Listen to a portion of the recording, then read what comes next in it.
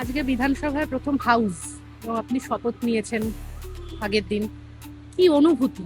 যে কোনো রাজনৈতিক কর্মীর তার মনের মধ্যে একটা সুপ্ত বাসনা থাকে। যদি শহরে অঞ্চলে হয় তাহলে কাউন্সিলর হবে, এমএলএ হবে, এমপি হবে, দলের বড় দায়িত্ব পাবে। Nothing wrong in it.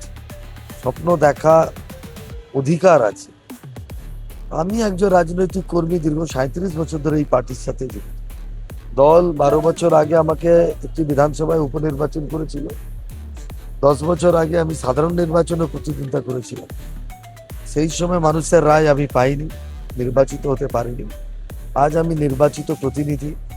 নিশ্চিতভাবে একজন বিধায়ক হিসেবে ভালো তো লাগছে, কিন্তু আপনার কনস্টিটিউয়েন্সির যে বেলগাছিয়া বস্তি রয়েছে, সেই বেলগাছিয়া বস্তিতে আপনার নিশ্চয়ই জানা আছে যে ওখানে 1 লাখ লোক থাকে, বাস করে, কিন্তু ওখানে 22 থেকে 23,000 ভোটার রয়েছে, মুসলিম তারা।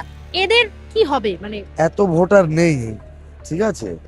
জানি না আপনি কোথা থেকে এই ডেটা কালেক্ট করেছেন। না, এটা কিন্তু ওরা নিজেরাই বলছে যে আমরা এখানে 1 লাখ বাসিন্দা। আমার সেই সংক্রান্ত আমার স্টোরিও করা হয়েছে, এবং ওরা 20 থেকে 22,000 ভোটার, মানে ভোটার লিস্টে নাম আছে। টোটাল ওই 3 নম্বর ওয়ার্ডের টোটাল ভোটের সংখ্যা 37-38,000। How does it possible? তাহলে এবারে আবার কেটে গেছে, এসআইআর এ হবে হয়তো, কিন্তু আগে কিন্তু সেটা ছিল। আমি দেখো আগেরটা জানি না, আমি পরিসংখ্যান নিয়ে কথা বলবো। 60খানা বুথ, প্রায় 38,000 ভোট আছে।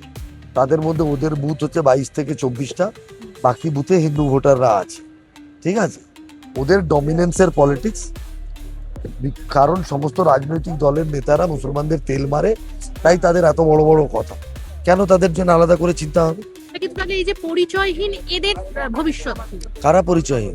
এদের তো ভোটার কার্ড নেই, কিছু নেই, কোনো ডকুমেন্টস নেই, এরা মানে আচ্ছা, কি তুমি হবে? কি চাও যে ভারতবর্ষ ধর্মশালায় তুমি নিজের বাড়িতে দুজনকে ঢোকাবে? আমি পাঠিয়ে দিচ্ছি না তো, দুজনকে। তাহলে এদের কি হবে? আমি তোমার বা তোমার বাড়িতে দুজনকে পাঠাচ্ছি, ঢোকাবে কাল থেকে। ভোট থাকতে দেবে তাদেরকে তোমার বাড়িতে? নিজের বাড়ির বেলা আলাদা নিয়ম আর দেশের বেলা আলাদা নিয়ম। প্র্যাগমেটিক থট প্রসেস দরকার তো। তুমি তোমার বাড়িতে ঢোকাবে না, মমতা ব্যানার্জি নিজের বাড়িতে ঢোকাবে না, অভিষেক দূর থেকে লাথি মেরে তাড়াবে, শুধু ভোট নেবে আর দেশের মধ্যে থাকতে দেবে। এই দ্বিচারিতা চলবে না। যার যেখানে থাকার কথা সে সেখানেই থাকবে। তাহলে এদেরকে কি ভারতের বাইরে পাঠানো হবে? তোমার বাড়িতেই আমরা পাঠিয়ে দেবো।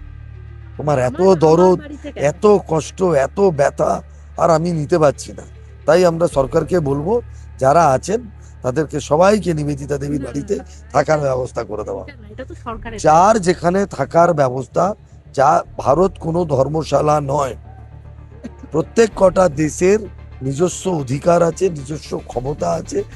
এই দেশটা যারা বৈধ নাগরিক তাদের জন্য, যারা এখানে অবৈধভাবে আসবেন তাদের জন্য এই দেশের যে রুল অফ ল তাদের উপরে ইমপ্লিমেন্ট হবে।